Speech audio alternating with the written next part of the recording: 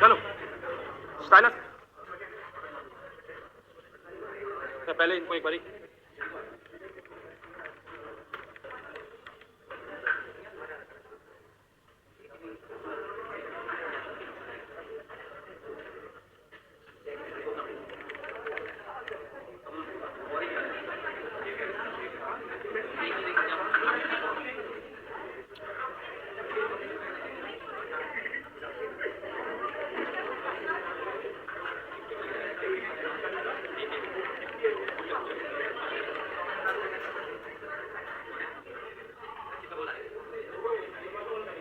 चलिए भाई, चलिए भाई, शुक्रिया, बहुत बहुत शुक्रिया, शुक्रिया, शुक्रिया। चलिए, तो लास्ट लेक्चर में हम लोगों ने रे डायग्राम्स आपको होमवर्क में दिए थे, अगर आपको याद हो। हमने कुछ रूल्स पढ़ लिए थे जिसमें हमने बात की थी कि अगर हमारे पास एक ऑब्जेक्ट हो तो उसके सर से हमें 2 लाइट रेज निकालनी। कोई भी 2 लाइट रेज जहां पे भी रिफ्लेक्शन के बाद इंटरसेक्ट होंगी वहां पे हमारी क्या बन जाएगी? इमेज। क्या बन जाएगी? अलग अलग केसेस हमारे पास आए थे इमेज फॉर्मेशन के, और मुझे लग रहा है कि यहां करेंगे तो बहुत देर लगेगी। मुझे लग रहा है कि हम इसको ऐसे करते हैं कि सारे, आज रे ऑप्टिक्स का लेक्चर नंबर 2 है, ठीक है, इसको ऐसे करते हैं, उसमें तो बहुत देर लग जाएगी। रे ऑप्टिक्स लेक्चर 2, सारे डायग्राम्स को मैं एक बारी रफली कंस्ट्रक्ट करूंगा और उसके बाद आज हम डेरिवेशंस पे थोड़ा सा आएंगे, साइन कन्वेंशन के बाद। चलिए, तो आपको हमने एक केस बना दिया था शायद, जहां पे ऑब्जेक्ट कहां पड़ा हुआ था? Beyond C. एक ही बनाया था ना? है, ठीक है। तो कनकेव में हमारे पास केस 2 आता है, जहां पे ऑब्जेक्ट कहां पड़ा हुआ है? एट कहां भाई? सी। एट कहां पड़ा हुआ भाई? सी। ये हमारे पास पोल है, ऑब्जेक्ट पड़ा हुआ है एट सी। क्या होगा भाई बताओ? पैरेलल जाएगी तो फोकस से पास, फोकस से जाएगी तो पैरेलल। एग्जैक्टली कहां पे मिलेगी? सी के ऊपर ही मिलेगी, मतलब नीचे ऊपर जो भी चलो। नेचर क्या होगा? Real and inverted. साइज क्या होगा? Same size. पोजीशन क्या होगा? एट सी। ठीक। केस 3 की बात करते हैं, जहां पे ऑब्जेक्ट कहां चला जाएगा? Between C and F. F के ज्यादा करीब नहीं रहना है, एफ के ज्यादा करीब नहीं रहना है। अब जितना एफ के पास जाओगे इमेज जो है वो इनफाइनाइट के करीब बनेगी, जो कि थोड़ा सा मुश्किल हो जाए। तो पहला रूल क्या आ गया? पैरेलल जाएगी तो फोकस से पास, फोकस से जाएगी तो पैरेलल। कहां मिल गई? Beyond C. असली में मिली, नकली में मिली है? असली में। तो इमेज कौन सी हो गई? Real and inverted. साइज क्या हो गया? मैग्नीफाइड। पोजीशन क्या हो गई? पोजीशन क्या हो गई? केस 4 की अगर बात करें, ये पूरा एएसएमआर दे रहे हो तुम्हारे। और अगर हम किसकी बात करें भाई? ऑब्जेक्ट कहां पे आ गया? अब एट फोकस आ गया। कहां आ गया? At focus. फोकस आ गया, फोकस आ गया। तो क्या होगा बताओ भाई? पैरेलल जाएगी तो फोकस से पास, सी से जाएगी तो वहीं से आगे निकल जाएगी। मिरर को थोड़ा सा बड़ा कर देते। क्या हम यहाँ पे दूसरा रूल भी लगा सकते थे कि भैया अगर कहां गिरती? पोल पे, तो सेम एंगल। तो भी दोनों ही केसेस में जो लाइट रेज है वो क्या आ जाएंगे? पैरेलल। पैरेलल आ जाएंगे तो मतलब है वो कहीं इंटरसेक्ट नहीं होंगी, या फिर इनफाइनाइट पे हो जाएंगे, या फिर तो इमेज क्या हो गई? Highly magnified, real and inverted. Highly magnified real. Position क्या हो गई? Eight infinite.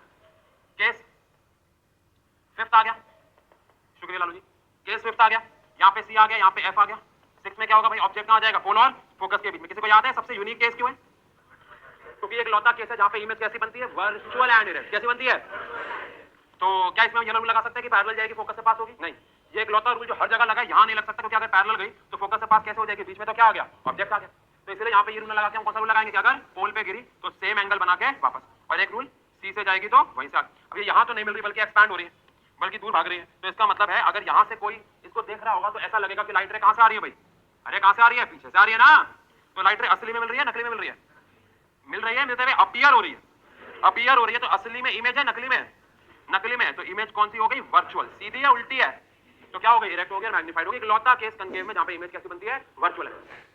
एंड लास्ट और सबसे घटिया केस, लास्ट बट एक्चुअली में least, that is case number 6, जिसमें ऑब्जेक्ट कहां पे है? इनफाइनाइट पे। यहां से कोई ऑब्जेक्ट बताओ जो इनफाइनाइट पे? सन और मून। वाह, यूनिक। एक चैप्टर होता था, आपको याद है? हाइड्रोजन चैप्टर होता था 11th क्लास में, चैप्टर होता था केमिस्ट्री में हाइड्रोजन। वो सिलेबस हट गया पूरा चैप्टर, उसमें वाटर होता था। तो इसमें टॉपिक था वाटर के यूजेस। तो एक बच्चे को हमने बोला, सबको बोला कि कोई 10 अच्छे यूज लेके आना। तो उसमें एक कह रहा है कि मैं साइकिल धोता हूँ, पापा गाड़ी धोते हैं, मम्मी बर्तन। उस बच्चे ने बोला मम्मी बर्तन धोती है, ऐसे करके ये सारे अलग अलग यूज बनाए थे। बहुत क्रिएटिव सोच वाले बच्चे। लेकिन इनफाइनाइट पे हमारे पास अगर सन है तो क्या बाहर पास में लगा हुआ है पेड़ भी है? बिकॉज एक कनकेव मिरर जो आप यूज कर रहे हो उसकी फोकल लेंथ क्या होगी? 5 centimetre, 10 centimetre, max to max 1 metre मान लो चलो। और पेड़ कहां पड़ा हुआ है? 200-300 मीटर में तो पड़ा होगा, 500 मीटर, 500 ज्यादा हो गया, 200 मीटर में तो पड़ा होगा। तो इसका मतलब है वो क्या माना जा सकता है, इनफाइनाइट। क्या माना जा सकता है? बट अभी के लिए इनफाइनाइट कुछ होता नहीं है वैसे। तो इनफाइनाइट का मतलब बहुत दूर। अगर बहुत दूर है तो लाइट रेस कैसे आएंगी? अबे कैसे आएंगी? और कहाँ मिल जाएंगी? फोकस पे। कहाँ मिल जाएंगी? फोकस। तो इमेज कैसे बनी? रियल एंड इन्वर्टेड कह सकते हो वैसे तो, क्योंकि अगर वो ये वाला जो बात है हम कभी भी 10th के साथ डिस्कस नहीं करते, आपके साथ कर लेते हैं। देखो अभी तो लाइट रेस कैसे लेके आए? पैरेलल। इमेजिन मैं पैरेलल ना लेके आता, इमेजिन मैं पैरेलल ना लेके आता, मैं ऐसे लेके आता पैरेलल टू प्रिंसिपल एक्सिस ना लेके आता, ये सी है, ये एफ है। फिर क्या होता? ऐसा भी तो हो सकता है कि जो लाइट रेस है वो यहां से पैरेलल आ रही है। बोलो अरे हो सकता है क्या? अरे हो सकता है क्या? तो उस केस में ये चली जाएगी ऐसे और ये हो जाएगी ऐसे। बोलो मतलब यहाँ पे नहीं, फोकस से बनेगी, वो तो मैंने थोड़ा सा गलती कर दी, यहाँ बन जाएगी फोकस से। अब आप बताओ मुझे इस केस में जो इमेज बनी है क्या वो पॉइंट साइज है? नहीं, पॉइंट साइज सिर्फ तब होती है जब ऐसे लाइट रेस पैरेलल आ रही है, ऐसे आ रही होंगे तो सर्टेन इमेज फॉर्म हो जाएगी। बोलो यार, तो इसलिए रियल के साथ हम यहाँ पे क्या डाल देते हैं? इन्वर्टेड। 10th क्लास में हमने बोला था कि हमेशा इमेज कैसी है? पॉइंट साइज, बिकॉज़ 10th में हमें लाइट रेस पैरेलल लेके आना था टू प्रिंसिपल एक्सिस, पैरेलल लेके आना था टू, पर ऐसे भी लाई जा सकती है, ऐसे भी लाई जा सकती है। तो इन दोनों ही केसेस में दोनों सेम ही है, ये दोनों सेम ही। इमेज कैसी बनी? Real and inverted. साइज क्या है? Highly diminished. पॉइंट साइज इस केस में इसमें बहुत छोटी है तो हाईली डिमिनिश्ड। यहाँ पे हेवनली बॉडीज की बात हो रही है, सन, मून, स्टार, कोई और प्लैनेट या फिर पेड़ भी है तो बहुत बड़ा। कोई बहुत छोटा ऑब्जेक्ट बहुत दूर होगा तो इसकी इमेज फॉर्मेशन की बात है, ठीक है ऐसा। और साइज है डिमिनिश्ड। पोजीशन क्या? पोजीशन क्या? At F. तो इन सारे के सारे 6 के 6 डायग्राम से हमें क्या समझ में आया कि कनकेव मिरर हर प्रकार की इमेज बनाता है, रियल एंड इन्वर्टेड भी, वर्चुअल एंड इरेक्ट भी, छोटी भी, बड़ी भी, और पोजीशन भी वेरी कर सकती है, ठीक है। लेकिन वहीं पे अगर हम बात करें कौन से मिरर की? कन्वेक्स। कन्वेक्स मिरर कौन सी प्रकार की इमेज बनाता है? बस वर्चुअल एंड इरेक्ट। और हमेशा छोटी बनाता है, बड़ी बनाता है? हमेशा छोटी। इसके दो ही केस है। पहला है ऑब्जेक्ट को आप कहां रखो? फोकस और पोल और इनफाइनाइट के बीच में कहीं पे भी। ये पोल है और इनफाइनाइट के बीच में जहां आपका मन करे यहां रख सकते हैं, आप और दूर भी रख सकते हैं। पहला रूल, पैरेलल जाएगी तो ऐसा अपीयर होगा कि कहां से आई है? फोकस से। दूसरा रूल, सी की तरफ जाएगी तो वहीं से वापस। यहां बन गई image A dash B dash. Image बनी है या बनते हुए अपीयर हो रही है? तो वर्चुअल एंड इरेक्ट हो गया। साइज क्या हो गया? डिमिनिश। पोजीशन क्या हो गया? अरे पोजीशन क्या हो गया? Between pole and. ऐसे इसका केस 2 है, जिसमें अब हमारा जो ऑब्जेक्ट है वो कहां पड़ा होगा भाई? इनफाइनाइट। अगेन सेम सिनेरियो, अगर पैरेलल लाइट रेस लेके आ रहे हो जो प्रिंसिपल एक्सिस के पैरेलल है, तो लाइट रे फोकस पे मिलती हुई नजर आएंगी, तो यहाँ पे हमारी इमेज बन जाएगी। ये अगेन इमेज कौन सी होगी? Virtual and erect. कौन सी होगी? साइज क्या होगा? डिमिनिश्ड है, और या फिर पॉइंट साइज कह सकते हो, बट डिमिनिश्ड कहना बेहतर होगा बिकॉज हमेशा पॉइंट साइज नहीं बनेगा अगर लाइट टेढ़ी आ रही होगी तो। और पोजीशन कहाँ है? At S. तो क्या निचोड़ मिला कि जो कन्वेक्स मिरर है वो हमेशा ऑलवेज फॉर्म कौन सी इमेज? कौन सी इमेज? वर्चुअल और ओहो ऑलवेज फॉर्म्स कौन सी इमेज भाई? वर्चुअल एंड क्या भाई? डायरेक्ट एंड साथ ही साथ डिमिनिश। इसी बेसिस पे कन्वेक्स मिरर के यूजेस बने हैं, क्योंकि ये छोटी इमेज बनाता है इसलिए इसको हम क्या रियर व्यू मिरर के रूप में यूज करते हैं इन व्हीकल्स। क्यों भाई रियर व्यू में क्यों इस्तेमाल करते हैं? पीछे गाड़ी के साइड में लगाएंगे और पीछे का ट्रैफिक देखना है तो इमेज छोटी बननी चाहिए, बड़ी छोटी की बननी चाहिए ताकि हम ज्यादा रेंज कवर कर सकें। अगर मैं अपनी गाड़ी के साइड में प्लेन मिरर लगाता हूँ तो वो कोई ट्रक अगर पास आता है तो ट्रक ही पूरा वो एरिया कवर कर लेगा, मेरे लिए विजन ब्लॉक हो जाएगा तो मैं नहीं देख पाऊंगा। और कनकेव तो वैसे भी नहीं लगा सकते। क्यों नहीं लगा सकते? बिकॉज कनकेव में जब ऑब्जेक्ट दूर होगा तो इमेज इन्वर्टेड बनेगी और धीरे धीरे पास आएगा तो वो इरेक्ट हो जाएगी। हमने उसके ऊपर वीडियो बनाई थी, हमने गाड़ी के साइड में कनकेव मिरर लगाया था। क्या लगाया था? और उसमें जब वीडियो रिकॉर्ड करी तो बहुत क्रेजी रिजल्ट आया था, क्योंकि हम गाड़ी जान के धीरे चला रहे थे और पीछे से ऑटो आ रहा है, ऑटो पहले क्या दिख रहा है? उल्टा, और फिर एकदम से क्या हो जाता है? सीधा। और इमेज का साइज भी बहुत वेरी कर रहा है, होना ही चाहिए बिकॉज कनकेव हर प्रकार की क्या बनाता है? इमेज। तो इसलिए गाड़ियों के साइड में किसका इस्तेमाल करते हैं? रियर व्यू मिरर में कन्वेक्स का। किसका? इनको शार्प टर्न्स में भी इस्तेमाल करते हैं, शार्प टर्न्स। आपने पार्किंग वगैरह में लगे हुए देखे होंगे बड़े बड़े कन्वेक्स मिरर, है ना, ताकि आपको अगर उधर से कौन ट्रैफिक आ रहा है या नहीं दिख रहा है तो शार्प टर्न्स में इसका इस्तेमाल किया जाता है। इनको स्ट्रीट लाइट्स में भी इस्तेमाल किया जाता है। किसमें? अच्छा, आप स्ट्रीट लाइट में लाइट को इकट्ठा करना चाहते हो या फैलाना चाहते हो? आप चाहते हो कि लाइट एक, जैसे कि अगर मान लो मेरे पास एक लैंप है और यहाँ पे एक बल्ब लगा हुआ है, अगर मैं यहाँ पे कनकेव मिरर लगा दूंगा, क्या लगा दूंगा? तो कनकेव मिरर लाइट को तो पैरेलल फॉर्म में छोड़ेगा लगभग। बोलो, आप ऐसा तो नहीं चाहते ना? आप स्पॉट लाइट बना रहे हो या स्ट्रीट लाइट बना रहे हो? स्ट्रीट लाइट बना रहे हो। स्ट्रीट लाइट बना रहे हो तो ऑब्वियसली बात है आप ऐसा नहीं चाहोगे। इसके लिए आप क्या चाहोगे? यहाँ पे कौन सा मिरर लगे? अगर आप कन्वेक्स लगा देते हो और यहाँ पे बल्ब रखते हो तो लाइट को वो क्या करेगा भाई? फैलाएगा, तो ज्यादा एरिया कवर होगा। इसलिए हम इसको स्ट्रीट लाइट्स में इस्तेमाल करते हैं। और वहीं पे अगर मैं बात करूं इसके यूजेस के बारे में, पता ही है एलकेजी से, बता दो यार यूजेस, बोर मत करो यार, जल्दी बताओ। पहला, अरे बोल, magnifying glass. Magnifying glass lens में क्या पहुंच गए? कौन बोला? हार्दिक बोला? चलो बताओ, बताओ बेटा। पूर्वी का, आपका पूर्वी का है ना? यूवी का, हाँ एक बात है, पूर्वी का आपका है, ठीक है बताओ। शाबाश, सब बताएंगे।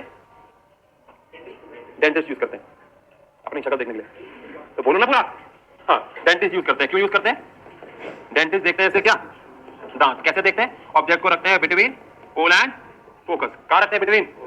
बिटवीन पोल एंड क्योंकि पोल एंड फोकस के बीच में इमेज कौन सी बनती है? वर्चुअल एंड डायरेक्ट बनती है और मैग्नीफाइड बनती है। बट क्या वो लिटरली इन्वर्टेड भी बनती है? ये कारण है कि डेंटिस्ट में ट्रेनिंग होती है। आपने देखा होगा शायद, ये तो खैर बहुत अलग बात है कि आजकल ऐसी वीडियो भी वायरल हो रही है कि यहाँ पे डेंटिस्ट लोग टेंपल रन खेल रहे हैं शीशे में देख के, ताकि उनका लिटरल इन्वर्जन बेहतर हो। कोई भी गेम खेल सकते हैं, पर टेंपल रन वाली वीडियो बहुत वायरल हुई थी। और उसमें डेंटिस्ट लोग ऐसे नहीं सिखा रहे होंगे किसी को, वहाँ पे कुछ और सिखा रहे होंगे कि वो एक दांत दिखाते होंगे, कैविटी दिखाते होंगे और उसमें नकली और शीशे में वो प्रैक्टिस करवाते होंगे उनको। बट लेफ्ट राइट दिखता है, राइट लेफ्ट दिखता है, तो इसलिए अगर आप में से वैसे बहुत कम बच्चे होंगे, लेकिन अगर आप अपने आपको रिकॉर्ड करते हो OBS वगैरह में या किसी में, तो सेटिंग चेंज ना करो तो वो लेफ्ट दिखाता है राइट और राइट दिखाता है, तो कैमरा मैनेज करना बड़ा मुश्किल सा लगता है। हमें लगता है इधर गैप ज्यादा है, इधर करता है गैप और बढ़ जाता है, बट वहाँ पे तो लेफ्ट क्या दिख रहा होता है। तो वो प्रैक्टिस डेंटिस्ट को तो बहुत जरूरी करनी है, क्योंकि मान लो उन्होंने देखा और दांत इधर से काला है, ड्रिल उसके साइड में मार दी और तो पंगा हो जाएगा, तो इसलिए वहाँ पे ये प्रैक्टिस करते हैं। ठीक है, और कहाँ पे इस्तेमाल होता है? शेविंग मिरर में इस्तेमाल होता है। शेविंग मिरर में इसको शेविंग मिरर या फिर मेकअप मिरर कह लो। लड़के लोग क्या बोल सकते हैं? शेविंग में से लड़के बोल सकते हैं, कभी कभार आ जाती है, लेकिन अरे होता है यार, होता है, लेकिन अरे होता नहीं है क्या? और लड़के भी तो मेकअप करते हैं यार, करते हैं, इसमें नहीं हंस रहे तुम? क्यों नहीं करते? बकवास कर रहा है, देखा मैंने लोगों को करते हुए, नहीं तुमने देखा कभी? ये गलत, ये गलत, नहीं नहीं नहीं, ये गलत है, ये बहुत गलत बात है। मैंने देखे ऐसे लोग जो क्या करते हैं, लड़के जो मेकअप करते हैं, फिल्म स्टार लोग मेकअप नहीं करते, लड़के सोचते हैं वो क्या ये स्टीरियोटाइप ना रखा तुमने? शेविंग मिरर या फिर मेकअप मिरर, क्योंकि अगर ऑब्जेक्ट कहां पड़ा होगा पोल और फोकस के बीच में, तो इमेज बहुत ज्यादा बड़ी दिखती है, तो आप करीब करीब बारीक बारीक डिटेल्स भी देख सकते हैं। आपके घर में शायद नहीं होगा कनकेव मिरर, हो भी सकता है, नहीं भी हो सकता है, बट कभी आप अगर किसी होटल में रुके हैं तो वहाँ पे बाथरूम से होता है कभी कभार, एक तरफ से प्लेन होता है और घुमाओ तो एक तरफ से कनकेव होता है। उसमें अगर आप दूर खड़े होगे तो आपको कुछ नजर नहीं आएगा, उल्टा नजर आओगे, बिकॉज वो कनकेव है। आपको अगर सीधा और अपने आपको बड़ा देखना है तो पोल और फोकस के बीच में आना पड़ता है। इसको सोलर कुकर या फर्नेस में इस्तेमाल करते हैं। वह सोलर कुकर में तो प्लेन मिरर इस्तेमाल होता है, अगर आपको बहुत ज्यादा और हीट बढ़ानी है तो फिर सोलर फर्नेस बोल देते हैं उसको, वहां पे ये काम आता है। क्या टॉर्च वगैरह में भी काम आता है? आता है भाई, टॉर्च में काम आता है ना, हेडलाइट में काम आता है, ताकि पैरेलल भी बना सके। बहुत ज्यादा टाइम लगा रहे हैं इसमें, आगे बढ़ते हैं, चलो ठीक है आगे बढ़ते हैं आज। और आज इस चैप्टर की बहुत इंपॉर्टेंट चीज को पढ़ते हैं जो कि हमें 10th में पढ़ रखी है, और उसके बाद डेरिवेशन पे आते हैं जो हमें 10th में नहीं कर रखे। यहाँ पे हमें सीखना होगा साइन कन्वेंशन। क्या सीखना होगा? इसके बिना ये चैप्टर आप आगे बढ़ा ही नहीं सकते, समझो। साइन कन्वेंशन मतलब हम किस चीज को पॉजिटिव मानेंगे और किस चीज को नेगेटिव मानेंगे। उससे पहले आपको समझना होगा कि हम यू किसको मानते हैं। यू मानते हैं किसको? ऑब्जेक्ट डिस्टेंस को। किसको मानते हैं? वी किसको मानते हैं? इमेज डिस्टेंस को। किसको मानते हैं? और एफ किसको मानते हैं? स्मॉल एफ, फोकल लेंथ को। किसको मानते हैं? फोकल लेंथ को। एच नॉट या फिर H1 किसको मानते हैं? हाइट ऑफ ऑब्जेक्ट को। और ऐसे ही HI या फिर H2 किसको मानते हैं? हाइट ऑफ इमेज को।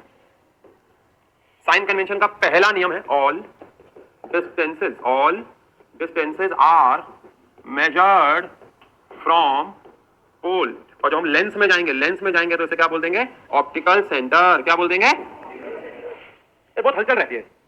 ऑप्टिकल सेंटर बोलेंगे लेंस में, और यहाँ पे क्या बोल देते हैं? पोल कहते हैं। क्या कहते हैं? पोल। सारे डिस्टेंसेस कहां से नापने? पोल से नापने। कहां से नापने?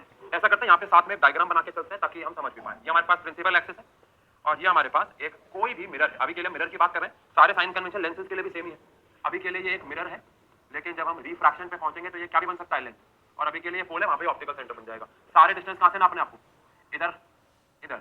आप डिस्टेंस को यहां से यहां तक बात तो एक अबे कन्वेंशन पढ़ तो रहे हैं कि कहां से नापोगे, यानी यहां से ऐसे नापोगे, यहां से ऐसे नापोगे। इससे डिसाइड होगा प्लस क्या माइनस क्या। Second, distances in direction of light are positive.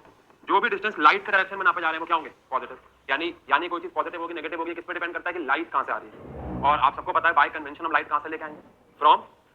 कहां से लेके आएंगे? फ्रॉम। अरे कहां से लेके आएंगे? फ्रॉम। हाँ, अगर हम, लेकिन आप बड़े हो चुके हो, आप बड़े हो चुके हो, मतलब उम्र में तो हाँ, दिमागी तौर पे हुए ना हुए, उम्र में तो हाँ। तो अगर आप बड़े हो चुके हो तो अब लाइट रे यहां से भी आ सकती है।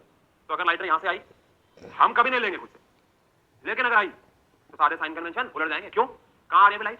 From left to right. तो बताओ अगर ऐसा है तो पोल से डिस्टेंस नापने, तो ये वाले डिस्टेंस सारे क्या हो जाएंगे? पॉजिटिव हो जाएंगे क्या? और ये वाले सारे डिस्टेंस क्या हो जाएंगे? नेगेटिव। क्या हो जाएंगे? नेगेटिव, क्योंकि लाइट इधर से आ रही है। लेकिन अगर लाइट इधर से आएगी तो ये क्या हो जाएगा? पॉजिटिव। और ये क्या हो जाएगा?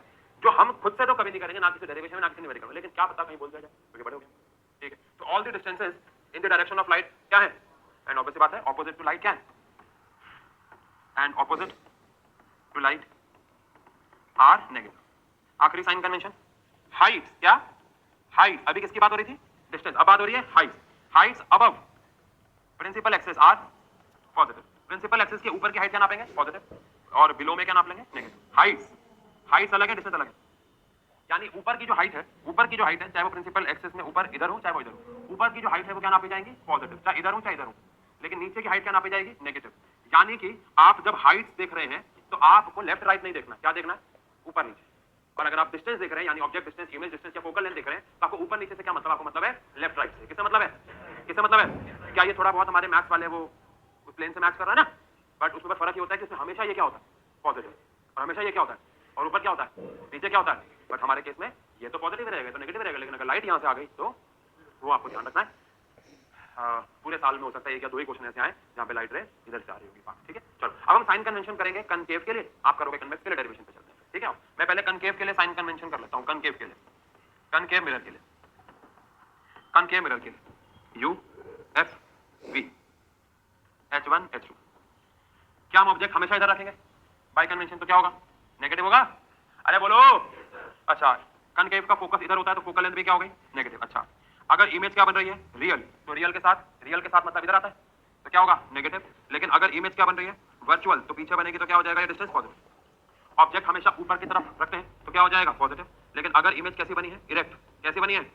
तो ऊपर बनेगी तो क्या हो जाएगी? Height, positive. लेकिन अगर इमेज कैसी बनी? इन्वर्टेड, तो क्या हो जाएगी? नेगेटिव। सही है क्या? अरे सही है क्या? रफ में जाओ, ये सेम काम कन्वेक्स के लिए करो।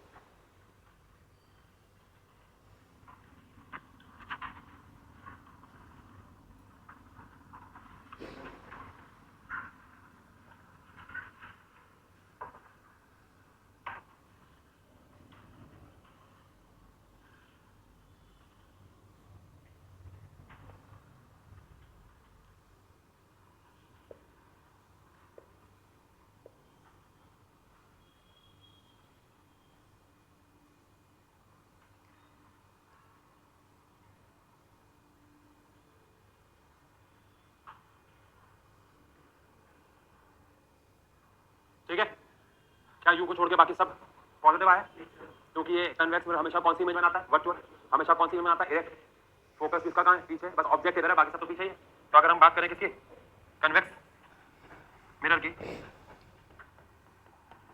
तो कन्वेक्स मिरर में ऐसे केसेस नहीं बनेंगे कि भैया ये ऐसे हो गया, ऐसे हो गया। कन्वेक्स मिरर बहुत सीधा सीधा है कि भैया यू क्या है? नेगेटिव है। लेकिन एफ वी H1 H2 ये सब क्या है? पॉजिटिव। क्योंकि इमेज हमेशा कैसी है? इरेक्ट। इमेज हमेशा कैसी है? वर्चुअल। फोकस हमेशा पॉजिटिव। मन में किसी के कोई भी सवाल चल रहा हो? क्या यहाँ तक जो पढ़ाई हमने की है ये 10th क्लास की पढ़ाई है? मैंने अभी तक आपको शायद कुछ भी नया नहीं पढ़ाया, सिवाय छोटा सा फोकल प्लेन और एंगुलर एपर्चर। बाकी सब कुछ क्या है? चलिए आगे बढ़ते हैं आज और बात करते हैं डेरिवेशन की। हमें प्रूव करना है आज कि R is approximately equal to what? 2f। R किसके बराबर है? 2f। हम ये कनकेव मिरर से कर रहे हैं, कन्वेक्स से भी कर सकते हैं। यह हमारे पास C है, यह हमारे पास F है, और यह हमारे पास कौन सा मिरर है भाई? अगर हम शेड करते हैं इसके पीछे तो कनकेव, और ये हमारे पास फोलो। डिस्क्लेमर, इस चैप्टर की अगर 100% डेरिवेशंस में से 98% derivations are diagram based, which means कि अगर आपने क्या नहीं बनाया या गलत बनाया या आप ये भूल गए कि डायग्राम में क्या कैसे बनाना है तो आप डेरिवेशन भी नहीं कर पाएंगे। आपने जो अपनी लाइफ में पीछे डेरिवेशन किए उनमें आप देखो अगर तो मोस्टली ऐसे थे जिनमें डायग्राम बनाना जरूरी भी नहीं, बट यहाँ की लगभग सारे डेरिवेशन जो है भव वो कैसी है? Diagram based. ठीक है भव खड़े सवाल मुझे पूछना आपसे। सवाल यह बेटा कि अगर इस पे एक लाइट रे पैरेलल जाती है, अगर इस पे भव एक लाइट रे कैसे जाती है? पैरेलल, तो कहां से पास होगी? फोकस से। वेरी गुड, सही सवाल, खड़े रहो। ये कहां से पास हो जाएगी भाई? फोकस। ठीक, ये कहां से पास हो गई? फोकस। एक एरो रिफ्लेक्शन से पहले और एक एरो रिफ्लेक्शन के बाद आएगा।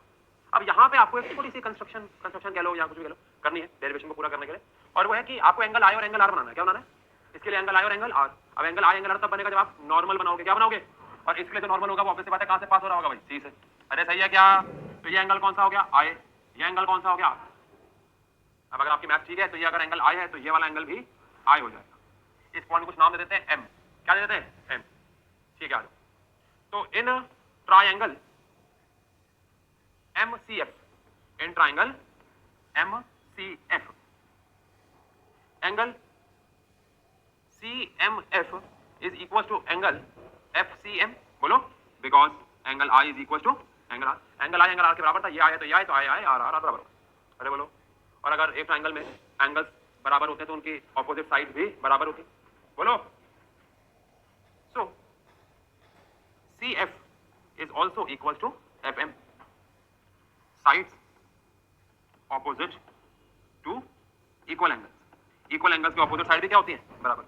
इसको मान लो फर्स्ट इक्वेशन। क्या मान लो? First equation. आप सुनो ध्यान से।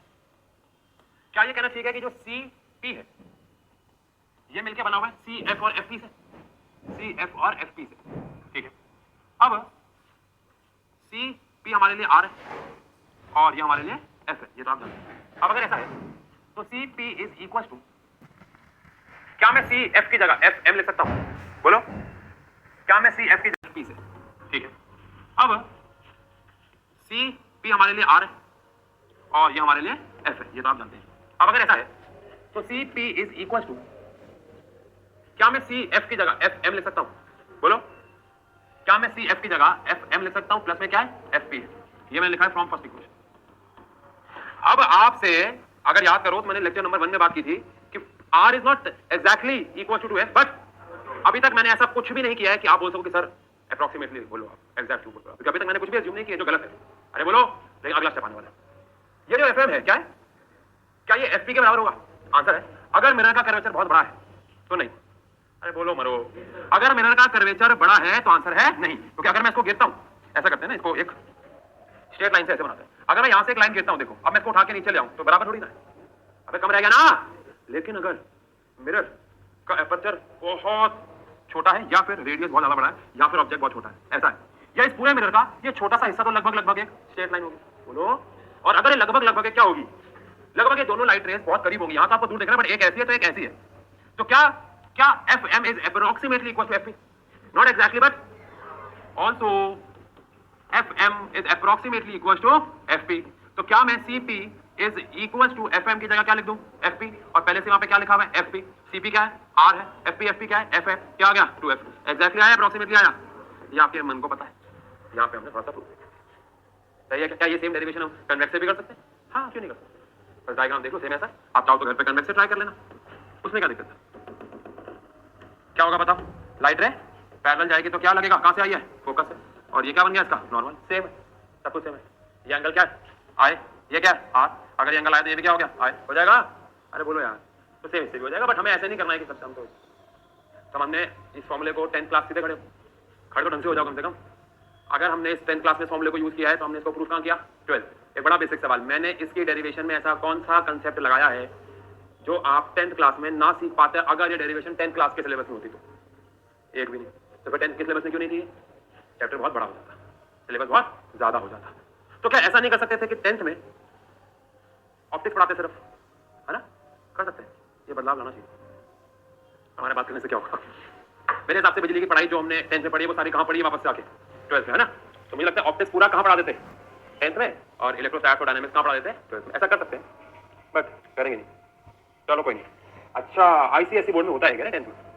होता हो? I don't know. है कोई आप में से किसी का दोस्त? ठीक, बढ़ते आगे बढ़ते। डन है? चले सबसे बेहतरीन डेरिवेशन पे, that is mirror formula. Mirror formula याद है? 1/f इज इक्वल टू, साथ साथ बोलेंगे, ठीक है? 1/f is equal to, plus आता है माइनस आता है? प्लस आता है। Mirror formula. मिरर फार्मूला क्या है? डेफिनेशन याद है सबको मिरर फार्मूला की? A formula which relates object distance, image distance and focal length of a mirror. एक मिरर की जो इन तीनों चीजों को आपस में क्या करते भाई? रिलेट। उसे क्या कहते हैं? Mirror formula. क्या कहते हैं? तो 1/focal length is equal to 1/image distance plus 1/object distance, यानी कि 1/f is equal to 1/v plus 1/u। ये फॉर्मूला हम आज डिराइव करने जा रहे हैं। और जब मैं इसकी डेरिवेशन कर दूंगा पूरी तो फिर मैं आपसे दोबारा एक सवाल पूछूंगा, क्या इसकी डेरिवेशन 10th क्लास में हो सकती थी? और आपका आंसर आएगा कि हाँ हो सकती थी। ठीक है, चलो आप करते हैं इसकी डेरिवेशन। अच्छा, इसके डेरिवेशन में ऐसा होता है कि एग्जाम में बोलते हैं कि कनकेव से करो या कन्वेक्स से, और कनकेव में भी दो केस बनते हैं, रियल एंड इन्वर्टेड और वर्चुअल एंड। तो मैं आपको एक फ्लो दूंगा, समय के हिसाब से आज हम शायद एक डेरिवेशन कर पाए, लेकिन मैं कराऊंगा आपको तीनों, टेंशन मत लो। लेकिन मेरे यकीन मानो, अगर आपने पहले डेरिवेशन को सीख लिया तो बाकी दोनों केसेस आप आराम से कर लोगे, लल्लू से लल्लू बच्चा भी। और बढ़िया बात यह है कि मिरर फॉर्मूला अगर ढंग से कर लिया तो लेंस फॉर्मूला तो हो ही गया, बिकॉज प्लस की बजाय।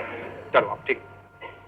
तो आज हम करने जा रहे हैं मिरर फॉर्मूला, इस चैप्टर की one of the most important derivation में से mirror formula using concave mirror. कौन सा मिरर? और उसमें भी इमेज कौन सी बनवा रहे हैं उससे? Real and inverted. क्या बनवा रहे हैं? और ये कौन सी इमेज बना सकता है? और ये कन्वेक्स भी करेंगे। अब यहां पे ये जरूरी है, क्योंकि आप डेरिवेशन करने जा रहे हो तो ये जरूरी है कि हम डायग्राम कैसे बनाएं। आप कैसे भी नहीं बना सकते डायग्राम, कैसे भी नहीं बना सकते, बिकॉज डेरिवेशन कर रहे हैं।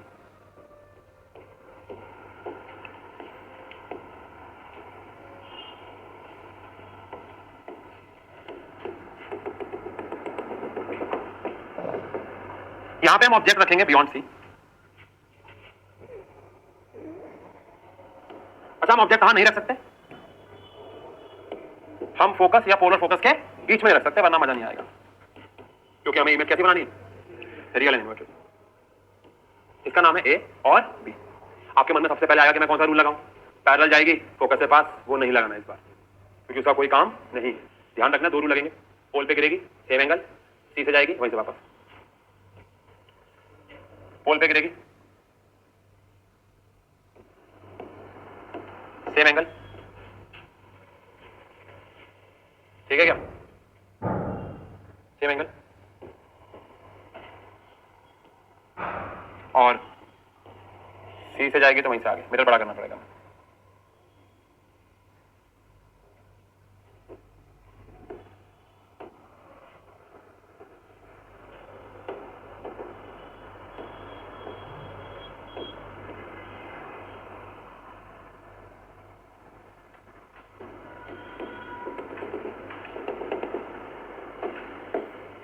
अगर ऐसा है तो ये हमारी इमेज बन गई।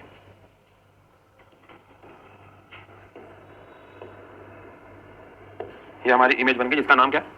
ए डैश और बी डैश। ये एंगल आई है और ये एंगल आर। अब एक बात बोल रहा हूं जो आप सबको ध्यान रखनी है। जब भी आप मिरर फॉर्मूला या लेंस फॉर्मूला डिराइव कर रहे होंगे, ध्यान रखना, जब भी आप मिरर फॉर्मूला या लेंस फॉर्मूला डिराइव कर रहे होंगे तो आपको ऐसे दो ट्राइंगल्स के पेयर को सिमिलर प्रूव करना दो बार, जिनमें ए बी और ए डैश बी डैश आता हो, जिनमें ए बी और ए डैश बी डैश आता हो, जिनमें ए बी और ए डैश बी डैश आता हो। सिमिलर बोला मैंने, कांग्रुएंट नहीं बोला। क्या बोला? सिमिलर। और सिमिलर प्रूव करने के लिए ए ए बी यानी दो एंगल को भी हम बराबर प्रूव कर सकते हैं। 10 क्लास 10 बताना है, ठीक है। तो सबसे पहले मैं ले रहा हूं triangle A B P. A B P is similar to triangle A dash B dash P. Triangle A dash B dash P कैसे? By a criteria, by a rule. कैसे भाई, समझ तो नहीं आया क्या? ए बी पी में ये एंगल है और ए डैश बी डैश पी में ये एंगल है। एक एंगल बराबर हो गया और दूसरा क्या है? 90। क्या है? तो ये बाय ए क्राइटेरिया सिमिलर। अच्छा, ये मैथ्स का चैप्टर नहीं है तो आप ऐसे इसको सिमिलर प्रूफ नहीं करोगे कि भैया ये एंगल इसका नहीं, आप सीधा लिखोगे कि भैया ये क्या है? सिमिलर है बाय, बस इतना आपको पता होना चाहिए। लेकिन सिमिलर क्यों है? क्योंकि ये एक एंगल 90 और एक आई आर के बराबर है। अब जब दो ट्राइंगल सिमिलर होते हैं तो उनकी कॉरेस्पॉन्डिंग साइड का रेशियो बराबर हो जाता है। बोलो। तो अगर ऐसा है तो यहां पे ए बी अपॉन में क्या? ए डैश बी डैश बराबर हो जाएगा किसके? बी पी अपॉन में बी डैश पी के। अबे ए बी किसके बराबर हो गया? ए डैश बी डैश के। और बी पी किसके बराबर हो गया? बी डैश के। इसको मान लो फर्स्ट इक्वेशन। अब यही काम आपको दोबारा करना है, यानी आपको ऐसे दोबारा से ट्राइंगल ढूंढने हैं जो सिमिलर हो और उनमें क्या आता हो? ए बी और ए डैश बी डैश। ढूंढ लिया होगा, ढूंढ लिया होगा। और वो है A B C A dash B dash C. Triangle A B C is similar to triangle A dash B dash C. कैसे? ये हो गए वर्टिकली अपोजिट एंगल और ये हो गए नहीं। अगेन कैसे हो गया? कौन से क्राइटेरिया से हुआ भाई? बाय ए। अब अगर ये सिमिलर हो गए तो इनकी कॉरेस्पॉन्डिंग साइड भी बराबर हो जाएंगी, यानी ए बी अपॉन में ए डैश बी डैश बराबर हो जाएगा बी सी अपॉन में बी डैश सी। आपको ऐसी दो इक्वेशन हर बार बनानी है और इसके लिए आपका मकसद क्या है? आप ऐसे दो पेयर लोगे जिसमें क्या आ रहा हो? ए बी और ए डैश बी डैश। अब आप फर्स्ट और सेकंड इक्वेशन को कर दोगे इक्वेट फ्रॉम फर्स्ट एंड कौन सी इक्वेशन? सेकंड। फर्स्ट इक्वेशन में ए बी अपॉन में ए डैश बी डैश बराबर है किसके? बी पी अपॉन में बी डैश पी। तो ये कौन आ गया बोलो? बी पी अपॉन में B dash P is equal to what? B C upon में B dash C. B C upon में बी डैश सी। अब क्या करेंगे बी सी अपॉन में बी डैश सी का? अब बताओ, यहां पे अगर हम ध्यान से देखें बेटा तो यहां पे सी पी क्या है? इस पे बनाऊंगा तो डायग्राम बड़ा अजीब सा हो जाएगा, इसको यहाँ पे लिखते हैं, यहाँ लिखते हैं कि सीपी क्या है, बताओ सीपी क्या है? अरे यार सी से लेके पी क्या है? आर। अच्छा एफपी क्या है? एफपी बोलो मेरो, एफपी क्या है? फोकल लेंथ है। अच्छा बीपी क्या है? ऑब्जेक्ट डिस्टेंस है। अबे बीपी क्या है? और बी डैश सी क्या है? बी डैश पी क्या है? Image distance. बीपी क्या है? बीपी क्या है? ऑब्जेक्ट डिस्टेंस है। बी डैश पी क्या है? इमेज डिस्टेंस है। बीसी क्या है? कुछ भी नहीं। बीसी क्या है? कुछ भी नहीं, लेकिन हम बीसी को बदल सकते हैं कैसे? BP minus CP. बीसी को लिख रहे हैं BP minus CP. B dash C क्या है? कुछ भी नहीं, लेकिन उसको कैसे लिख सकते हैं? अरे एक सेकंड, सॉरी, बीपी को मैंने क्या लिखा है? सॉरी बीसी को मैंने क्या, हाँ ठीक है, बीसी को मैंने लिखा है बीपी माइनस सीपी, तो बी डैश पी क्या हो गया? बी डैश सी क्या हो गया? Sorry CP minus B dash P, CP minus B dash P. एक बार चेक कर लो क्योंकि बीच में मत के थोड़ा, एक बार आप चेक कर लो।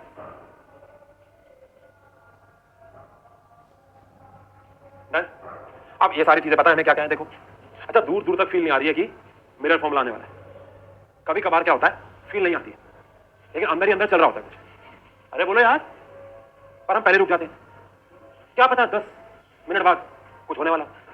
अरे कहां चले गए यार?